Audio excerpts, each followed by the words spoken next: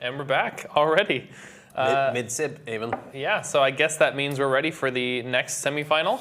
Almost. We're almost ready. So, yeah. but you can talk about blackle and provod, who got to the semifinals. Yes, so blackle and provod both won their qualifiers earlier today with 2 epic shaders. I believe provod had this particularly colorful reflective tunnel with all these like chambers in between that we were going through. I remember blackle's being really great, but admittedly, I don't remember the content matter on the top of my head. Fair enough. But obviously, had to have been epic, and I've seen blackle compete before, and she does really great stuff. Yeah. So obviously, this next semifinal is going to be something to look forward to. So, yeah. Cool. All right, then we're good to go. So let's kick it off with the second semifinal of the live coding competition. And we are already getting started. Yep, I see cursors moving. Okay, good. And again, provod deleting almost everything, which is great. Blackle may have done the same. I'm not actually sure, but again, we see some scene functions. So here we go. A lot of it is gone, so it looks like she took away quite a bit. But like, to be fair, it's not that much boilerplate code to begin with, is it? It's very little. It's that one effect, and then usually what people keep is there's this. You can see this UV variable. Yeah.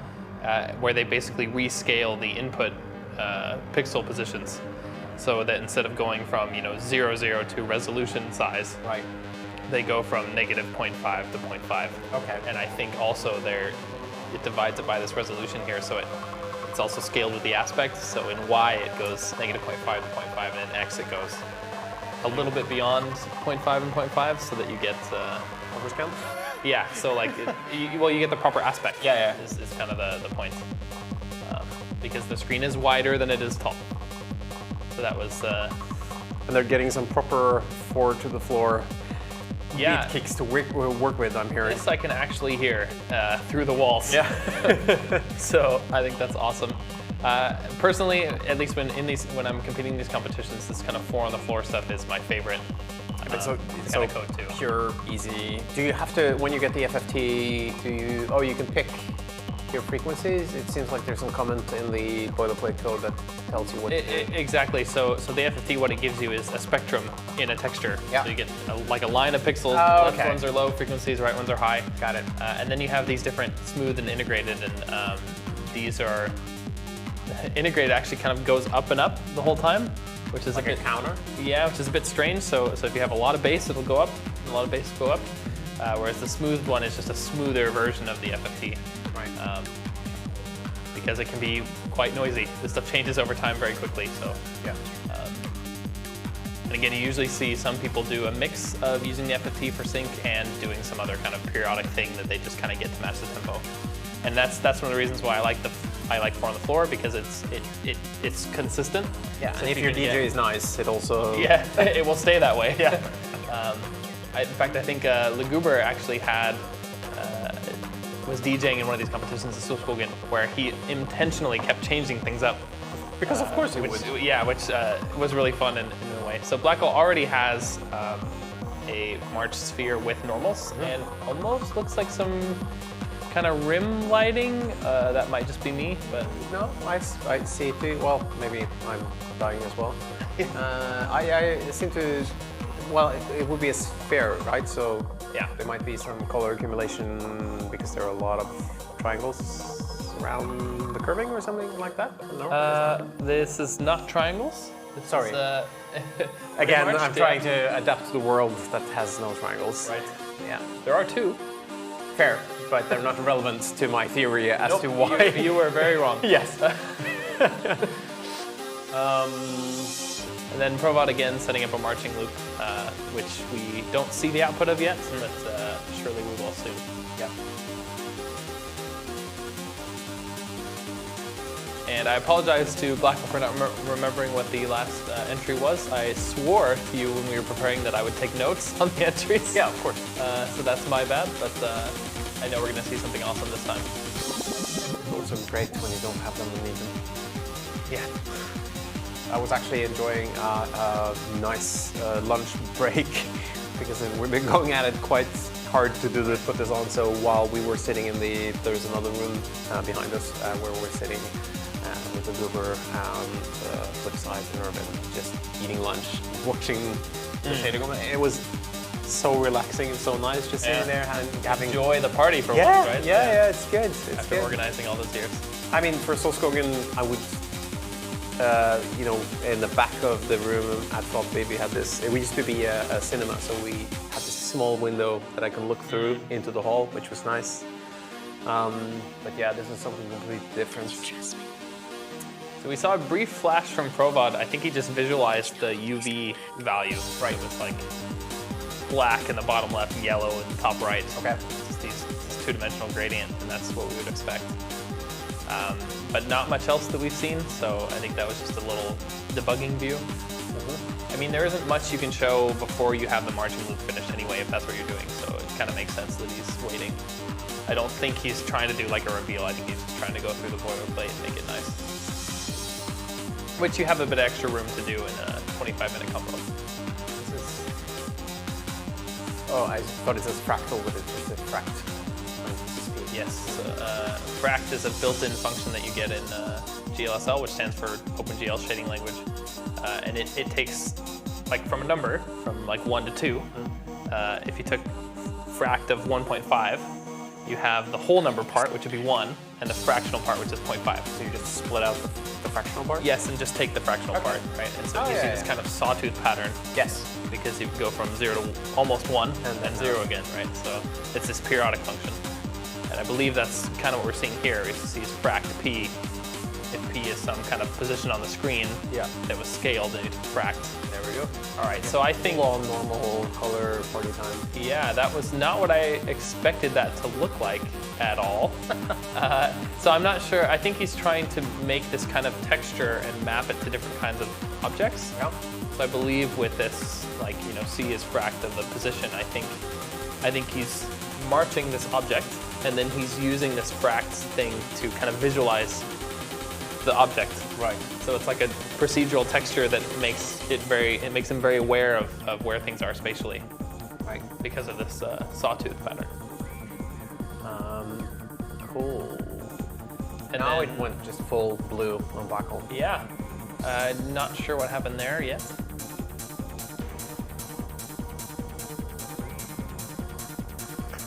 You can definitely hear the 4 on the floor.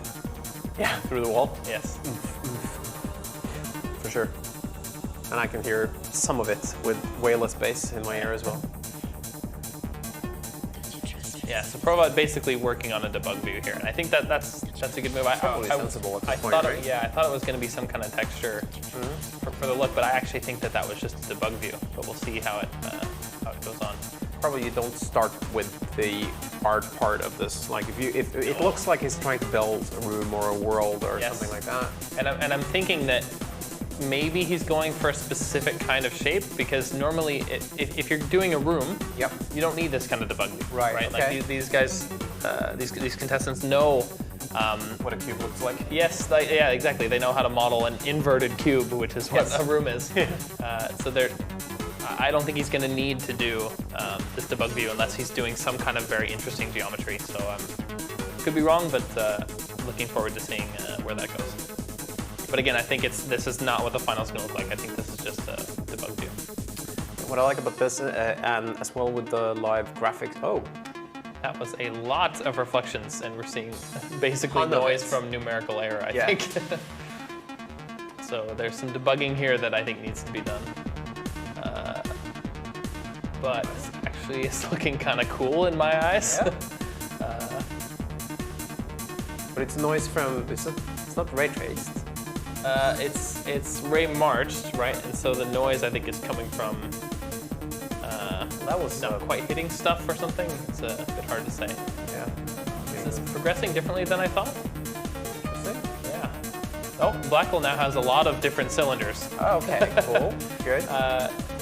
We didn't really see progressively how it developed, but now it has this traditional, very classic, I won't call it looks like a rounding error or something like that, where you have near the edges. Yes. Because they're not sharp.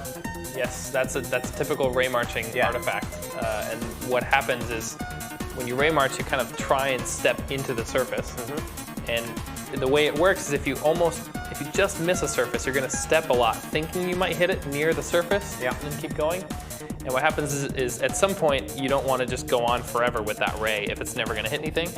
And for speed, you usually cut that off at a relatively low number, like 100 steps or 60 steps. And if you get to 60 steps because of all those tiny ones, but then you don't go further, you just get black. And that's why it happens around the edges, because you get close and close and then don't hit anything, but you waste all those iterations on basically nothing. And that's an artifact that, especially in this compo, we see a lot of coders just live with.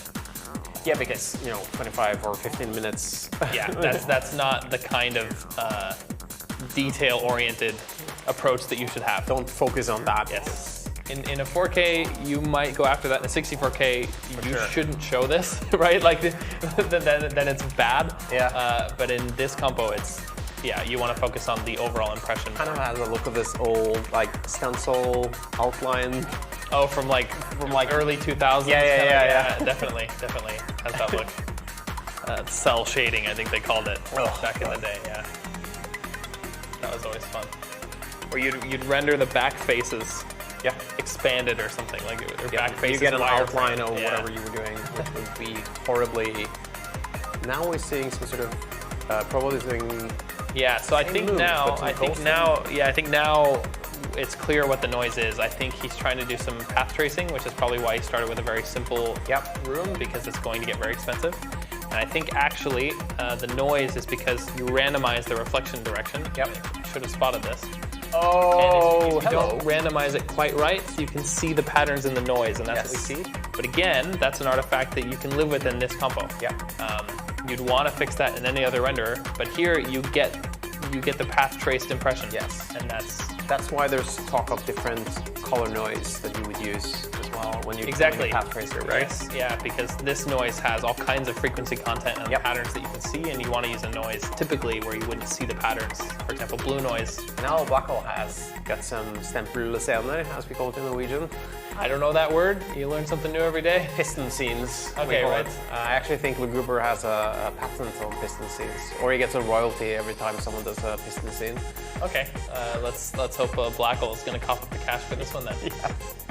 Kind of interesting rounding out these little holes that they go in. To smooth the cornering, and it looks like there's an artifact in it, because the smaller hole is, the less sharp the roundness is. Yeah, it looks like they're blending the cutout with the original shape in a way that the smaller ones don't go as deep. Or they're cutting out a sphere or something, but I don't think so. I think this is one of those, you can see there's a corner where you take, I'm not gonna try to explain that or decipher it in that form here. And then, so here it's very clear, again, provod is doing this kind of path tracing look. Again, the noise function isn't very good in this case. He may try to improve that, or he may live with it, which would be perfectly acceptable here. Choice, right? That's something you'll get away with in this compo. And again, if you wanted 4K, to do you're something, pushing it, but but for this, like it's okay. But if you wanted to do something about, you would have to write your own noise. Yes. And here he probably did write his own as well, but he just probably used a really, really cheap formula. Right. That's my guess. I didn't see the cheap as in code. fast, right? Cheap as in fast to write. Cheap as in fast to write. I think actually. How hard can noise be to?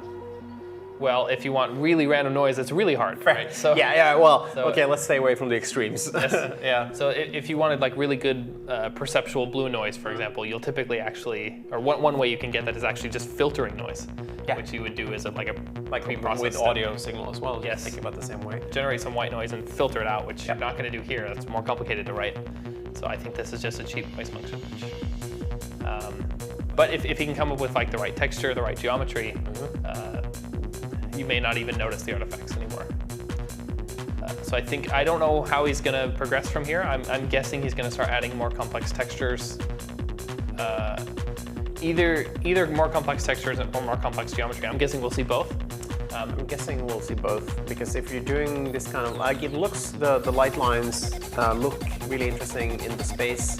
Yeah. But if you had some sort of reflective object in the middle of this, or preferably not that's under, but in this room, chucking a sphere or something in there would also reflect his lines, right? Bring out the good stuff.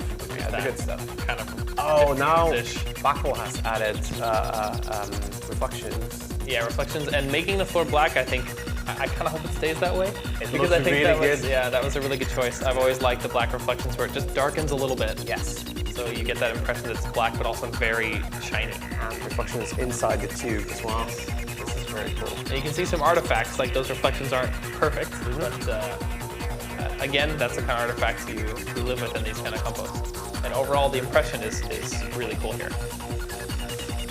I happen to like Nordic colors look as well, so... Yeah, I do too. It's very vaporwave, right? Yeah, it is. It's an aesthetic that Just really... glow the shit out of it. Yeah, it's an aesthetic that's still in right now, so I think that's quite cool. Here the material on the floor got a little bit lighter, it looks like, a little bit more diffuse. Yeah, it looks like there's a spotlight or something shining, that's because as we're moving around. I think my guess is the camera's moving. Yes. And that was the highlight we saw. We passed the 10-minute mark a little while ago. Provod's screen is not really progressing. I'm guessing it is, but not in ways that we can see, or at least not in ways that have been revealed to us yet. Yep. Seems to be fighting a compiler error, not one that I have followed the code enough to see.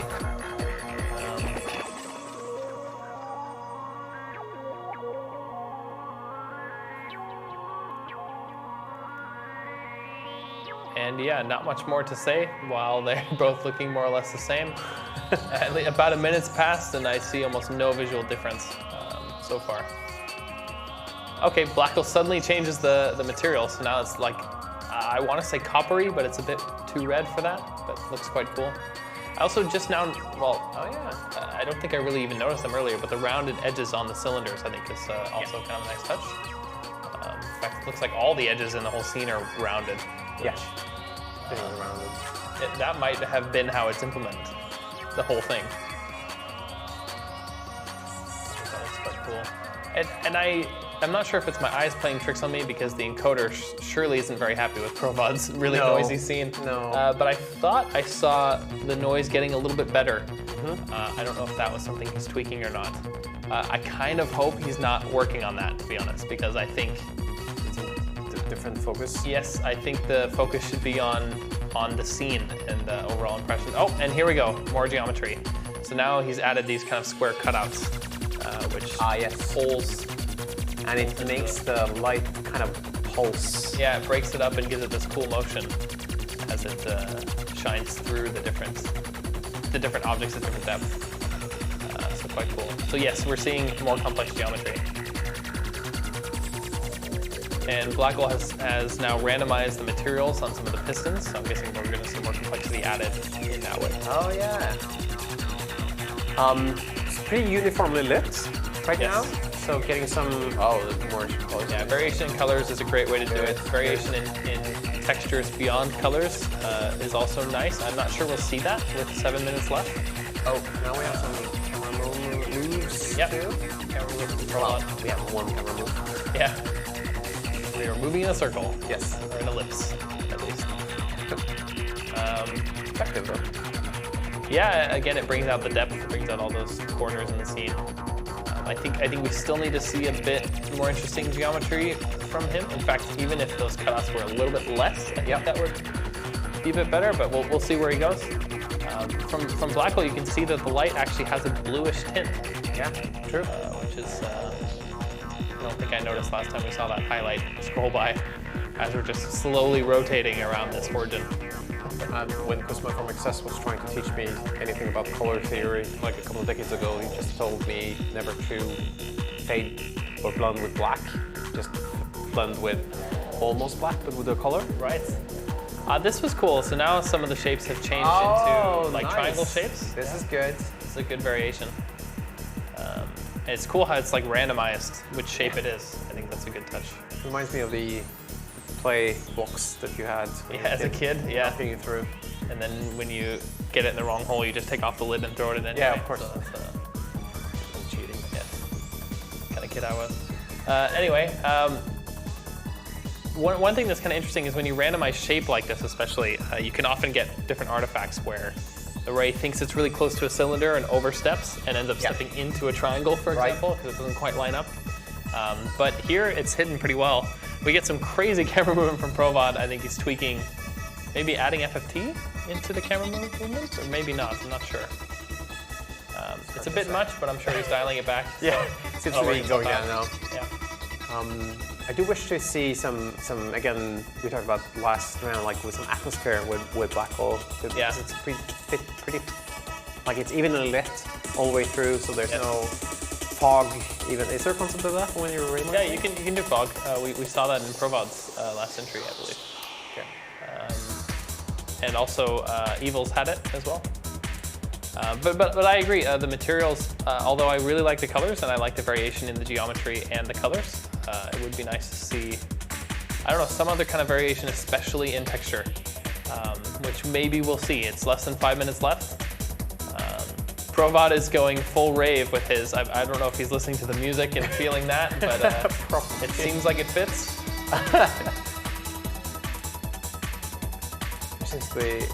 Yeah, there might be some FFT action because it's moving. Sometimes it's moving, like getting a little bit of a jump. Yeah, it looks like a kick from the kick, in a way. Blackle's adjusting the camera. Yeah. I kind of like how it's changing over time. I think she's just tweaking a few values, but or maybe it is. No, it actually is one of those things where it's changing over time. And yeah. then, Getting some zooming. Field of view. Yeah. Oh, this actually, I really like this. So we're going for the isometric. Yeah, closer to that. Yeah, I think it's narrower. Fully view. Narrower, yeah. Yeah, and it gives you this cool scale. Take Cinema notes. 4D on Instagram look. Exactly. Yeah. So take notes, sceners. If you're not playing with the field of view on your camera and you're not making it smaller, you might be missing out on some really cool effects from the same geometry. So just quick note. Oh, now she's putting in the FFT stuff. Yes, that's getting exactly it bounced. what that is. Cool. And only sometimes, which is another good idea. Only some of them are affected, which helps to really break up the uniformity. So I think that helps a lot in this scene. And this is also the kind of scene that you could then maybe wrap around a cylinder or do something like that with. I don't know if we'll see that because it would break the illusion a bit, but at the same time it might add something, so we'll see if we see something like that. Provod, almost a little stagnant it seems. Not too much variation other than some camera motion. I'm not sure if there's something we haven't seen or if he's a bit stuck. It does remove the, or he might have changed the noise function, of course, but I can't see that issue that he had with the static camera anymore. Yeah, part of that also might be the fact that he moves the camera, because that would that's make what I it mean. harder Like to when see. the camera is moving, kind of obscures that. Which should go to show again that it doesn't really matter a lot of the time. Yeah. You can get away with a pretty bad one as long as you're bringing out something else. You get something cool anyway. You can see, especially in the reflections in blackles, when the pillars get really tall, the reflections kind of break up, and that's the artifact I was saying, where with the randomly changing shapes, sometimes you'll miss. But again, you got to be looking for it. Yeah. And these coders actually kind of shouldn't be, I think. Again, the overall impression is what matters here. Now only 2 minutes left.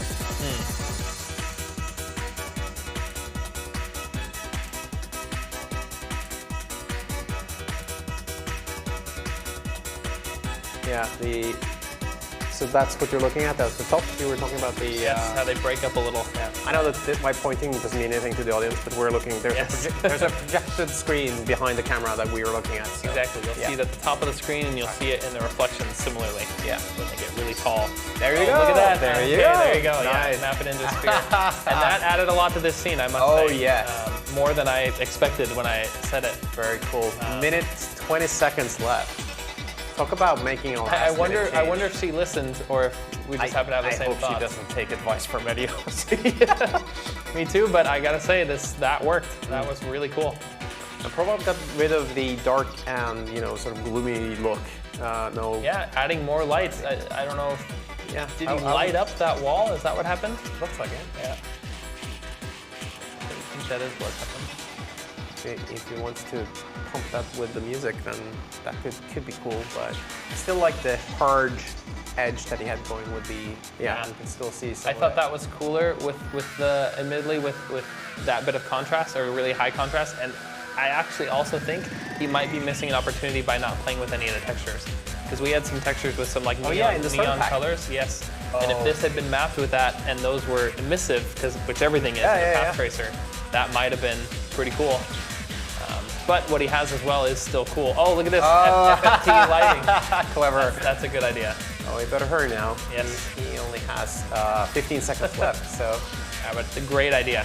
It's a great idea. Right as the music dies down, oh no. That's one of the problems with FFT. You have no control over that stream. And we are over. Like, this round is over. Keyboards, hands away from down, keyboards. yeah. Keyboards down. Check this out. blackle And the drums kicking in. has enabled and disabled that mapping. Oh, so you're going back and forth. Changing periodically, All right. which is that's a great idea. And the voting is closed. And holy, yeah, this is fun. This is fun to watch. Cool. Yeah, these are both awesome shaders. Very good. Yeah, it's very cool to have watched that one develop. And provod as so well. radically different, still starting from the same basic concept, right? Yeah, it's the same ray marching technique. Of course, the lighting here is definitely different. We got the basic material model and reflection from blackle and path tracing from provod, so quite different. But yeah, very, very cool. All right, let us see how this ended. All right, so voting tally keeps going up as we're going down. So this is very interesting. A lot of people, a lot of you voted. So for this, we have provod with 29 points and blackle with 54. So congratulations to blackle, who will be going into the finals. Yes. Which we will get to quite shortly. We will have a small setup break, in which we will take a break as well, and we will put on a nice slides for you, and then we will come back with the finals. Yep.